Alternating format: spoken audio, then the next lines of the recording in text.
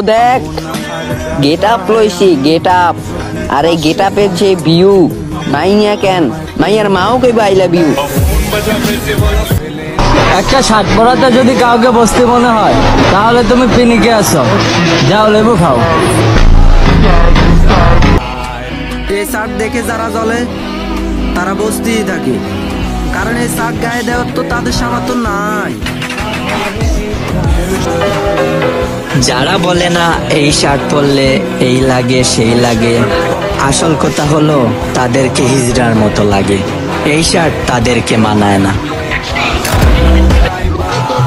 এই সেই teddy shirt, গায়ে দিলে নিজেকে মনে হয় অনেক স্মার্ট, আর এটাকে বস্তি বলে কিছু গ্রামের ফ্যাট। এক একটা শার্টের দাম 400-500 টাকা, আর না কিনতে পারলেই বস্তি কাকা। আমি কথা বলি জয়েন্টে জয়েন্টে, আর কিছু মানুষের লাইগা যায় পয়েন্টে পয়েন্টে। এক একটা শার্টের দাম 400-500 টাকা, আর না কিনতে পারলেই বস্তি কাকা। এক একটা শার্টের দাম 400-500 টাকা, আর না কিনতে পারলেই বস্তি কাকা। আমার কমেন্ট বক্সে সাড়া দিবেন তারা, ব্র্যান্ডেড টেডি শার্ট গায়ে দিচ্ছেন যারা।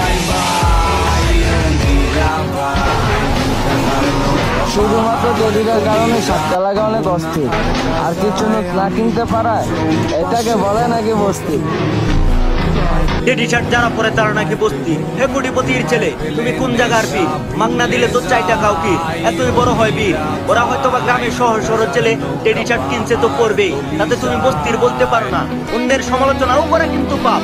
এই শিক্ষা কি দেয় না তোমার বাপ? যদি আমি ভুল করে থাকি চাইতেছি মাপ। যদি আমার কথাগুলো তুমি ক্যাচ করতে পারো তাহলে ভালো, তোমার ভিতরেও যাবে কিছু জ্ঞানের আলো। এটা থেকে আমি এটাই শিখলাম, হিরো ছাড়া মানুষও আছে যারা অন্যের সমালোচনা করে বাঁচে।